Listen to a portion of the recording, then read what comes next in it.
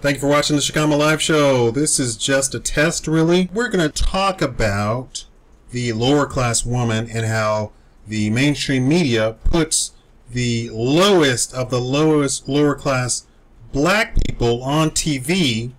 And since this is all you see, this is the notion of how you get your idea of what black people are. You don't get a real notion, you only get the lowest of the low.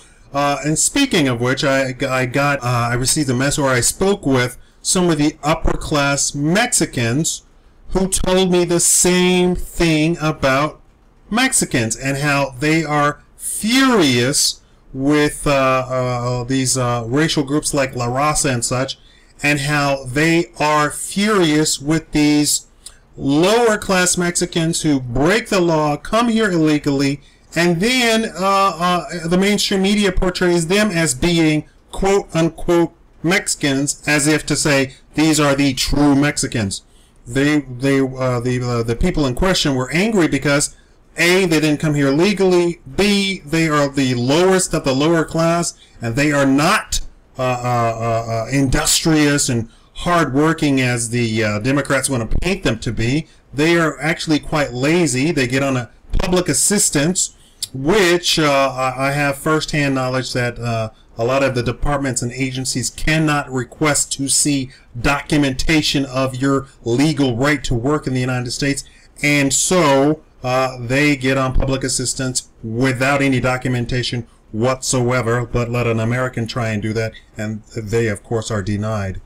And this is from the actual agencies, agents who I actually happen to have in my own family who have told me as such. So this is a presentation of some of the examples of how the lower class are presented to you in the mainstream media. And this is all you see of black people. So blacks and whites think, even regardless of their own situation, even blacks with, who make $60,000 a year see black people as this. And so when they go to talk about black problems, they're not talking about black problems, they're talking about lower class black problems. So just take a look. So because she was unable to make the financial requirements of registering the car and all the rest, you took it? Yes, sir. Because I felt, there were still, game plans, being involved.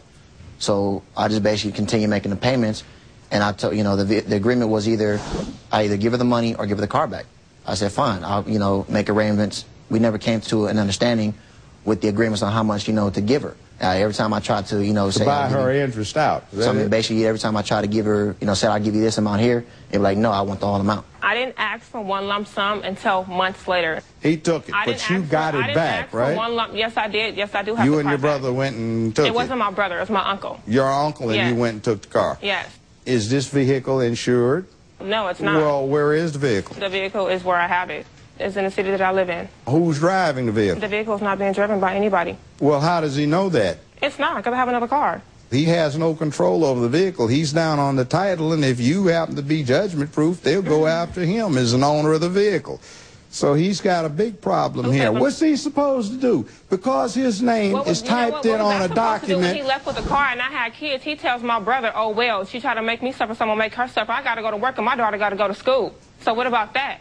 Yeah, he was a man, and he helped me out when I was pregnant. He was a damn good man when I was pregnant. He was there for me. But hell no, don't leave, nigga, and I got kids.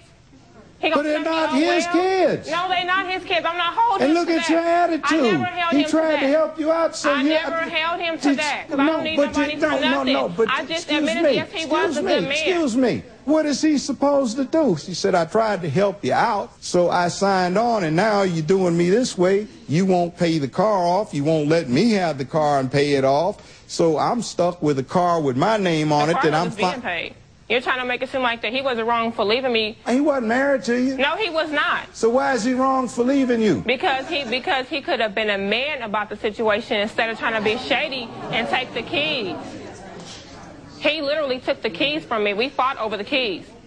But he gets because I find phone numbers. That's why he got put out the house in the first place. Your Honor, nobody got put out. I left.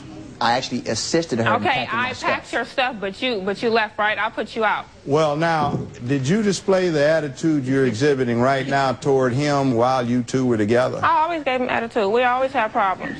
I'm not gonna lie about that. You always gave him attitude? Yeah, we always have problems. And I got the same back in return. Anytime I asked for something or if I wanted something, it was like every time my bill was due, he got on my case because I wanted it paid right then and there. Who want to wait till they get a third damn delinquent notice to have their bill paid? Your Honor, no matter how many times I try to work it out, she basically wanted to live in the, live in the past. I want to try to basically, progress as opposed to regress. So you're stuck. Somebody stole it. You're stuck paying off for a car that nobody had. Yep. You're not even driving the car, and you've got it sitting up somewhere, and you refuse to disclose where the car is. She went about another car when we broke up. Now, let's see. Let me ask you, how many in the audience think the plaintiff has won his case here? In other words, that he should either be paid out of his interest in the vehicle or have the vehicle returned to him? In other words, it doesn't make any difference what option. Let me see the breakdown. 11-1. Majority rules, 11-1. You win the point. Now, either that non-used vehicle is returned to him in one business week, or he is to get in lieu thereof $3,000 in his court cost. You have your option. You're not getting that car because I'm the primary owner. I use my money for the car. I put down my down payment. Make that $3,500 in the court cost if it's not returned within 1 week from the day's date. Judgment accordingly. A couple of things I want to point out about the video. So we see the behavior of the woman, and then we see the behavior of the man, or not in that order. So I want to say one thing. You cannot get blood from a turnip, right? That's the old saying. And there is another old saying that a tiger cannot change its stripes. And in that, I want to point out that as much as we realize and recognize that the woman in this is like a what they call a hood rat, we also realize that the man is very dignified, classy, respectful, well-mannered, articulate, responds to the judge appropriately in his court, and as such we see that the woman is the exact opposite. Now, this isn't an attacking black women in general, as people love to do. They want to attack black women in general.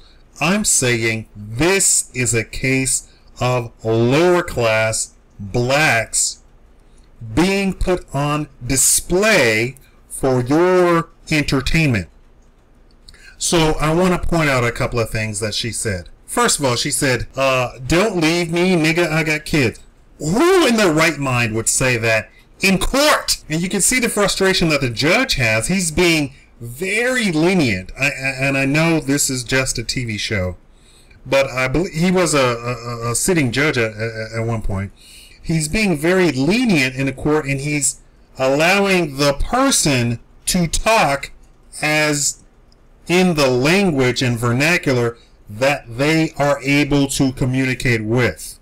Now, the black gentleman, of course, is very handsome, well-dressed, well-spoken, mannerly, respectful, and he responds in kind to him. And you can see the frustration with the judge and trying to, you can see that he was thinking about, should I even attempt to speak to this woman in such a manner as to try and get across to her how she's acting? And you can see that he just sort of gave up, and he said, well, okay, let the audience vote. This woman went into her mantra, well, he was man enough, well, he was man enough. This is the low-life, lower class mantra of the lower class or low class black woman. Man enough.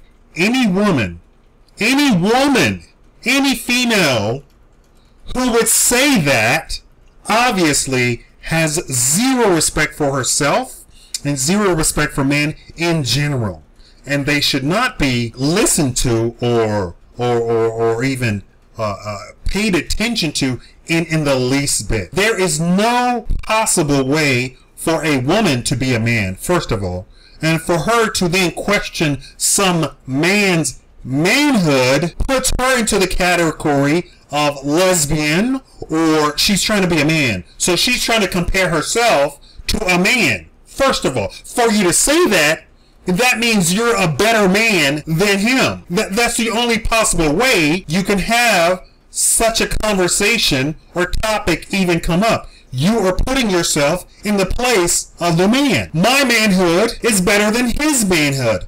So for a woman to say that, she has to be a lesbian or something worse than a lesbian. And yes, there are plenty. Yes, I'm saying that lesbians put themselves in the category of a man. If you are going to date women, you are putting yourself in the category of a man. Let's be honest with each other. Let's be intellectually honest with each other just for a second. Let's put all the PC stuff aside. If you're a lesbian, you are putting yourself into the category of a man, because only a man dates women. No PC here. Sorry.